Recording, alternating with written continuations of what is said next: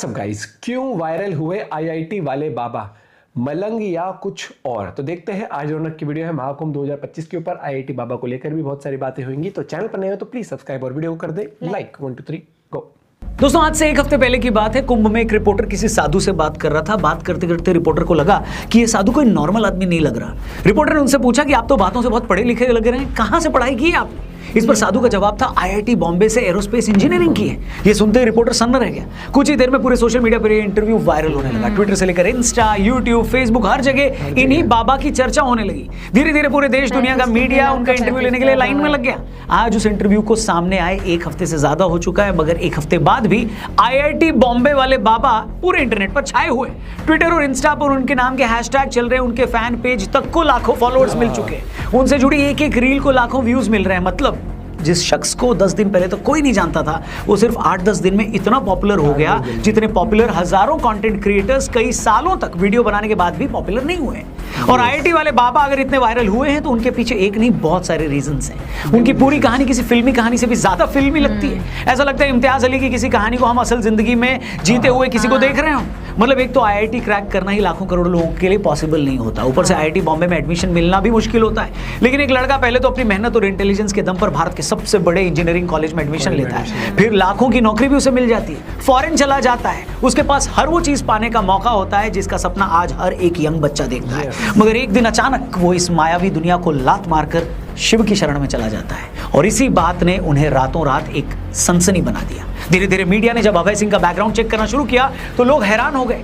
पता लगा कि वो हरियाणा के झज्जर के एक छोटे से गांव से आते थे। वो ग्रेवाल गोत्र के जाट परिवार में पैदा हुए थे। बचपन से पढ़ाई में तेज थे। घर वाले आईआईटी की कोचिंग के लिए कोटा भेजना चाहते थे, मगर वो दिल्ली जाना चाहते थे। अभय ने आईआईटी का एग्जाम क्रैक कर लिया। पहले आईआईटी बॉम्बे से एरोस्पेस इंजीनियरिंग में बीटेक की डिग्री ली, फिर डिजाइनिंग में मास्टर्स की भी डिग्री ले ली। अभय सिंह की छोटी बहन कनाडा में रहती थी। वो कनाडा नौकरी करने चले गए। कनाडा जाकर उन्होंने एरोप्लेन बनाने वाली कंपनी में काम किया। 3 लाख रुपए उनको सैलरी भी मिलने लगी हर महीने की। जिस टाइम वो कनाडा में नौकरी कर रहे थे तभी लॉकडाउन लग गया। अभय सिंह घर में कैद हो गए। उनका शुरू से ही आध्यात्म में इंटरेस्ट था। लॉकडाउन के टाइम उन्हें अपने और जिंदगी के बारे में सोचने का और ज्यादा मौका मिला, वक्त मिला। तब तक उनका कनाडा और कनाडा में अपनी जॉब से मन उठ चुका था। लॉकडाउन खत्म होने के बाद वो भारत आ गए। भारत आकर उन्होंने फोटोग्राफी की। वो हरिद्वार से लेकर केरल और उज्जैन के कुंभ तक कई जगह घूमने गए।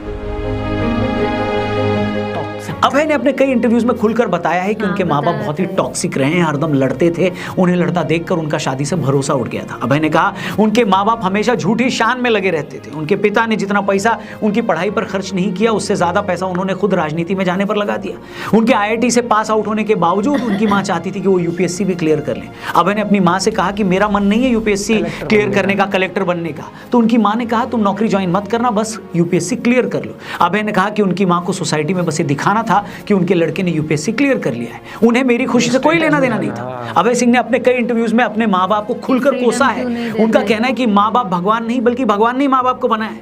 उन्होंने कहा मैंने सारी जिंदगी अपने माँ बाप को आपस में लड़ते देखा। मैंने उन्हें इतना लड़ते देखा कि मेरा शादी से भरोसा ही उठ गया। इसलिए मैंने डिसाइड किया कि मैं कभी शादी नहीं करूंगा। अभय कई बार बोल चुके हैं, मगर उनके माँ बाप हमेशा शादी को लेकर उनके पीछे पड़े रहते थे।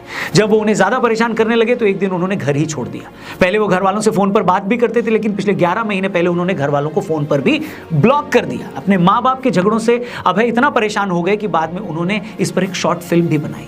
जिस टाइम वो फिल्म बना रहे थे उस दौरान उनकी गर्लफ्रेंड हुआ करती थी। वो 4 साल तक उसके साथ रहे, मगर फिल्म बनाने के टाइम वो ट्रॉमा में चले गए। उनकी गर्लफ्रेंड को लेकर भी उनकी फीलिंग्स खत्म हो गई। उन्होंने ये बात अपनी गर्लफ्रेंड को भी बता दी कि मुझे तुम्हें लेकर कोई फीलिंग नहीं रही।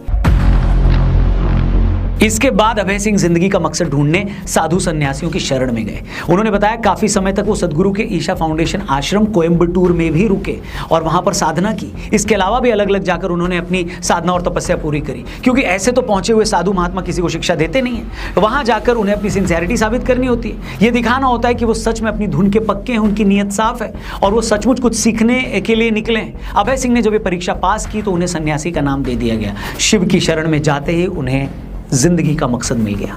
अब होता क्या है ना कि जब एक थोड़ा कम पढ़ा लिखा आदमी स्पिरिचुअलिटी के, आध्यात्म के रास्ते पर जाता है तो लोग क्या कहते हैं, अरे तो बेरोजगार था, नशेड़ी था, इसलिए धर्म कर्म में चला गया, पढ़े लिखे लोग ये सब नहीं करते। लेकिन जब एक आईआईटी ग्रेजुएट या आईआईटी बॉम्बे से एरोस्पेस इंजीनियरिंग पढ़ा शख्स प्रारब्ध और तत्व की बात करे, शिव के सत्य होने की बात करे, तो आप उसे हवा में खारिज तो नहीं कर सकते ना।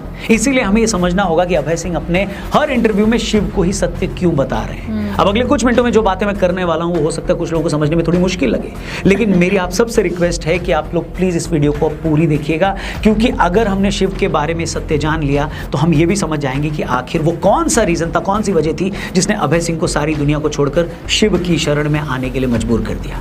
हम ये भी जान जाएंगे कि उन्हें शिव की शरण में आकर क्यों शांति मिली, कैसे शांति मिली। तो दोस्तों बात यह है कि सनातन परंपरा में शिव को परम ब्रह्म माना गया है, मतलब ये सारी सृष्टि उन्हीं पर टिकी है। वो न तो जन्म लेते हैं और न ही उनकी मृत्यु होती है, इसीलिए शिव को शाश्वत और अनंत माना गया है। अब आप और हम जिस दुनिया में रह रहे हैं ये तो नश्वर है, ये आज है कल नहीं है, लेकिन शिव सत्य है। इस दुनिया का सच वक्त वक्त पर बदलता है, लेकिन शिव का सत्य समय से परे है। उनका अस्तित्व तो कल भी था और कल भी रहेगा। शिव को इसीलिए महाकाल भी कहा जाता है क्योंकि वो काल से परे है। अब इन्हीं शिव को आदि गुरु भी कहा जाता है, मतलब उन्होंने न सिर्फ ये सारी दुनिया बनाई बल्कि वो इस दुनिया को चला भी रहे हैं।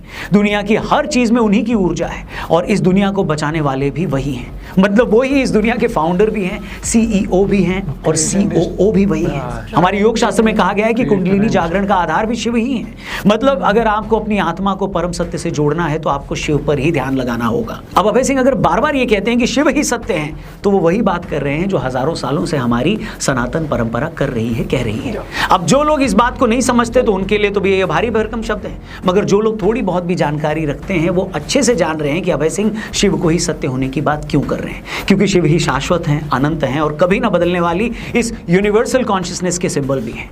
मतलब इस दुनिया में जो भी कुछ है उसमें शिव है, इसीलिए कहा गया है कि शिव ही सत्य है। और इसीलिए एक आईआईटी बॉम्बे ग्रेजुएट ने सारी दुनिया की सुख सुविधाएं छोड़कर उस सत्य के सामने सरेंडर कर दिया।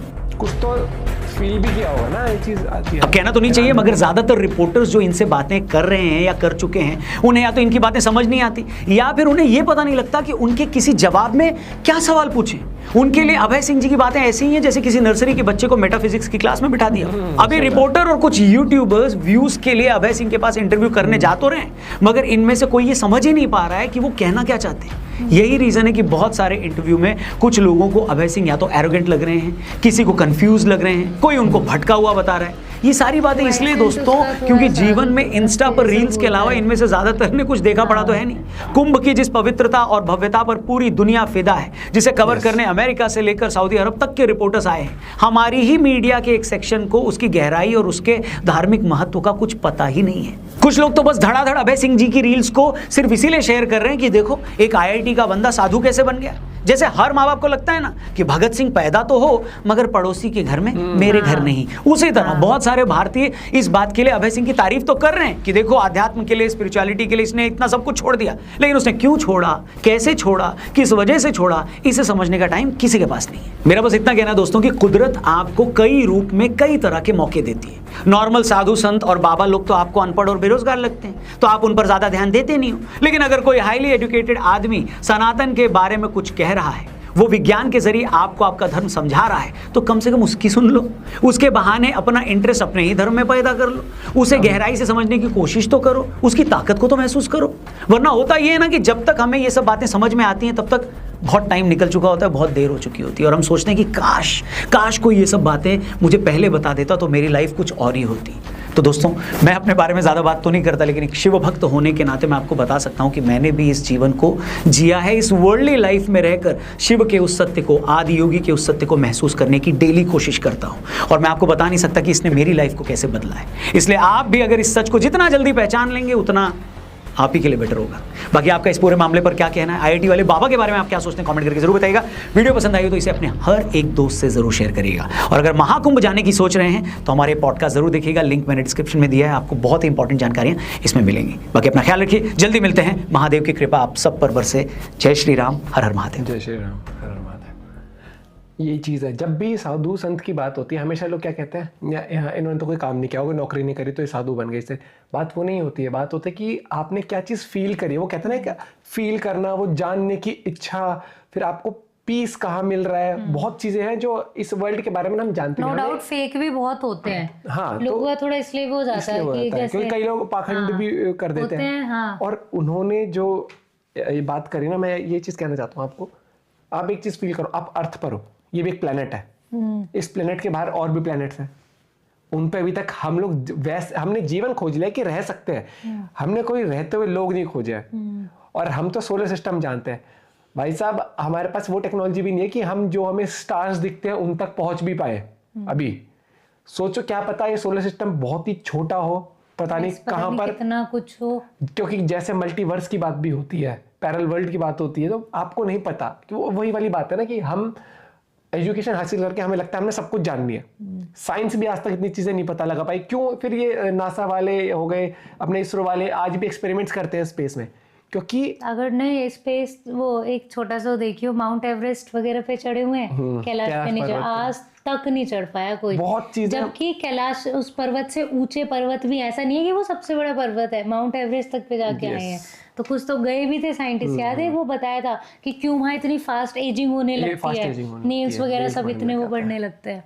तो कुछ तो है, कुछ तो है। मैं कह रहा हूँ हम बहुत ही 1% भी नहीं कहूंगा मैं अर्थ पे हम है। ब्रह्मांड इतना बड़ा है, यूनिवर्स इतना बड़ा है ना, मतलब बता भी नहीं सकते भैया, मतलब क्योंकि हमारी रीच ही नहीं है वहां तक। क्या पता हम तो जैसी जिंदगी जी रहे हैं हमसे बहुत आगे कोई जिंदगी जी रहा हो, कुछ नहीं पता। मतलब हम कितने भी हम कह दें कि भाई हमने, वो वाली बात है कि हम जिस मटेरियलिस्टिक वर्ल्ड में हम रह रहे हैं ना, हम यहाँ में चीजें हासिल कर सकते हैं, लेकिन बहुत चीजें हैं जिनका हमें ज्ञान भी नहीं है। धीरे धीरे हम लोग पता तो लगा पाते हैं, लेकिन आज भी नहीं। जैसे पहले कहते हैं धरती तो गोल नहीं है, चपटी है, हाँ, फिर पता और वही चीज आज तक चल रही है। हाँ। फिर कहते हैं कि सूरज यहाँ से आएगा वहां चल जाएगा, फिर बाद में पता लगा सूरज तो वही है, पृथ्वी घूम रही है उससे। तो वैसे ही बहुत सारे रहस्य हैं जो आज तक पता भी नहीं लग पाए हैं। आप भी अपना पॉइंट ऑफ व्यू शेयर कर सकते हो IIT बाबा को लेकर, क्योंकि लाइफ इनकी जो बायोग्राफी रही ना कहीं वो बहुत इंटरेस्टिंग है कि कोई एक, क्योंकि दुनिया पैसे के पीछे भागती है यार, IIT लोगों का सपना होता है वो सब चीजें करके हासिल करने के बाद वो आज इस रास्ते पर चले, तो कुछ तो फील किया होगा, कुछ तो ज्ञान प्राप्त किया होगा। अपना पॉइंट ऑफ व्यू शेयर करेगा। मिलते हैं वीडियो के साथ, बाय बाय, टेक केयर।